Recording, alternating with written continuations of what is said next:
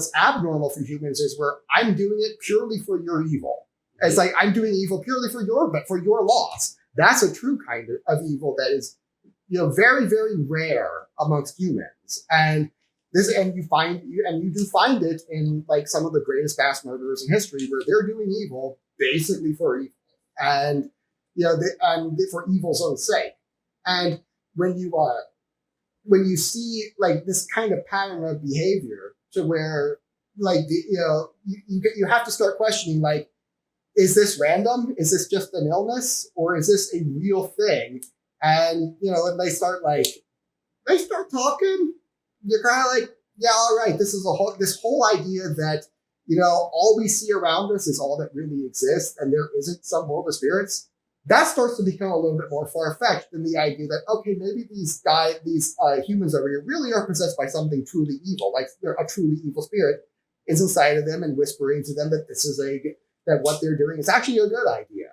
And Carlos, think about it this way: we use this in our language. We'll say something like, "I was just sitting there, and I was just sitting there, and an idea popped into my head." Yeah. Where did that idea come from? It came from somewhere.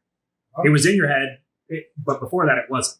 Somehow an idea was just in your head all of a sudden. Where'd it come from? Yeah. We tend to just be like, it's just out there. We just don't really think about it.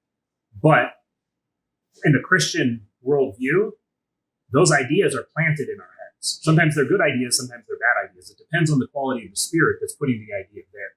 And the Christian narrative, that you don't really see this in Western Christianity.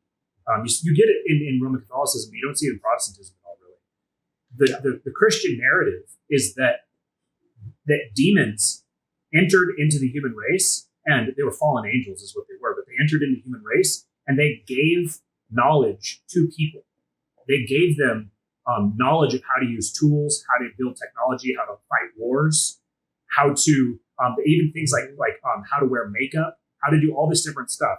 It's how to do astronomy. Yeah, how to do astronomy, all these different things. That these are technologies that were given to humanity before humanity was ready to use them, before humanity knew how to use this. And that's technology. Not unique to Christianity. Exactly. All of the religions of the world say that's how we got these technologies. And the other religions just say it was a good thing. Yeah.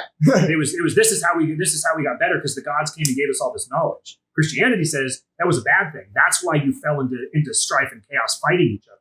I will say too, just to add on, maybe this will bring it to like a more relatable, because I know it sounds weird.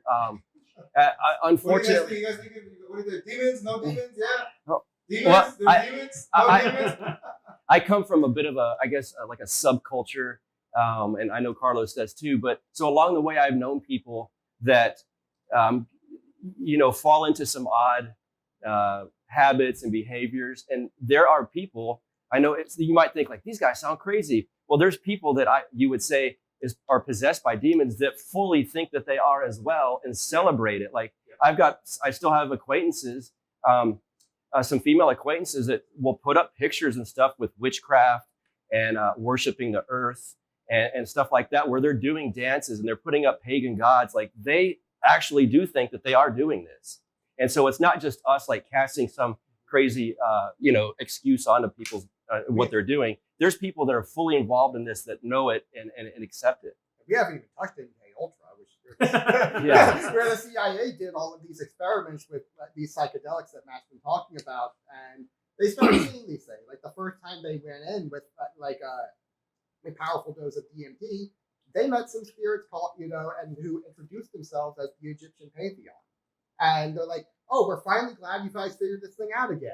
It's been thousands of years where you guys haven't been using these things, and now that you've used them again, now we can start telling you all of these things we've been wanting to tell you."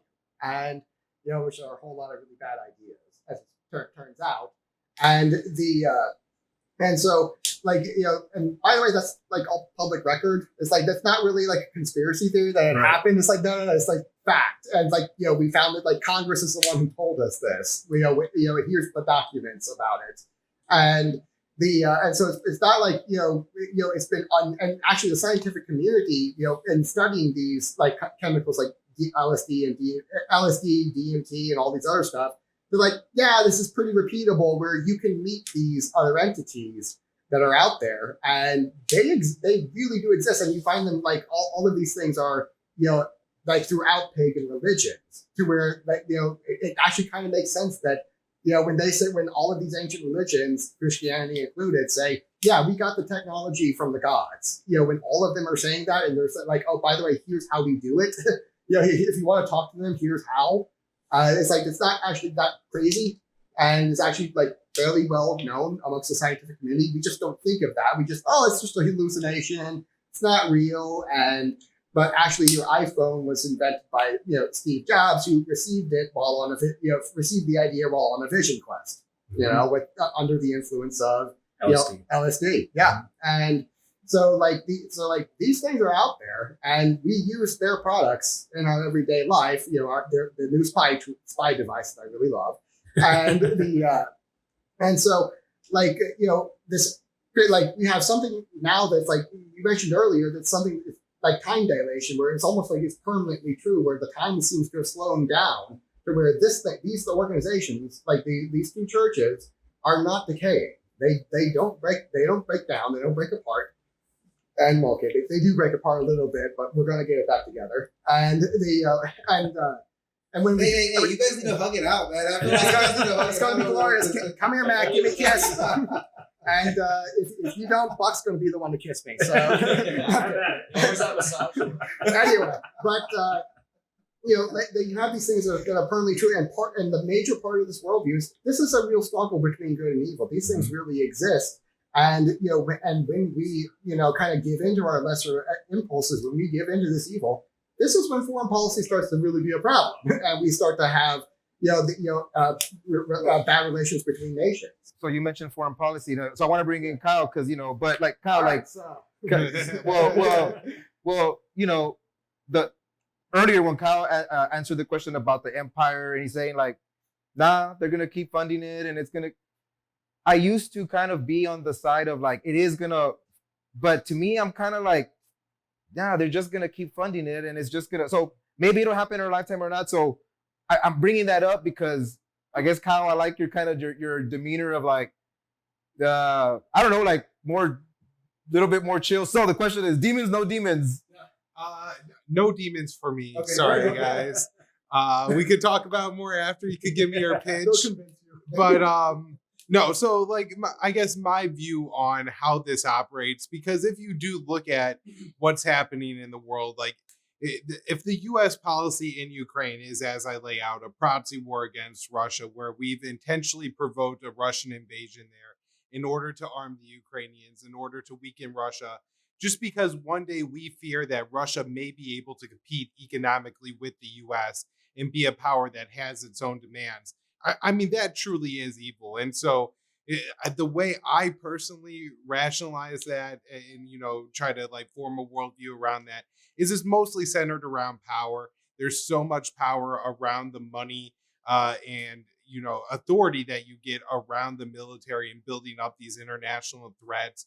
And then the amount of fear that you create. And so we saw this with COVID first, but then they transitioned it right into Russia. And in fact, I wrote an article right at the end of February about how after setting the science, they were now trying to set the history, where we couldn't talk about what had actually happened over the past 8 years plus in Ukraine, about the civil war that was ongoing, about all the U.S. NATO expansion, arming the Ukrainians, the neo-Nazi groups that operate and are a major part of the Ukrainian military. All of this instantly became off limits, like somebody saying that, oh boy, I don't know if a surgical mask is actually going to stop a virus particle that's several times smaller than the holes in the surgical mask, right? Like, these were this is exactly what happened in March right after. And I think it's more about fear. And as people get conditioned to be afraid, and every time you turn on your TV, you're ready, like your brain is ready to be panicked because it hears the same old CNN sound. It's brain chemistry. It's the dog bell, right? That makes the dog salivate. And so, it's just, this happens. And so they're able to so smoothly transition from crisis to crisis now because they have people so primed to be not only afraid, but now to like hate the other person, right? Because everything that's not only happening is not anybody who's advocating, say, for, pro-choice or pro-life one way or the other side is absolutely evil. That's the only way that even our own mainstream media is presenting that we could look at this point. And so, with the fear, the hatred, and everybody getting so much power from it. That's kind of where I see the origins. Although, it's how much more far fetched is that from a demon? I don't know.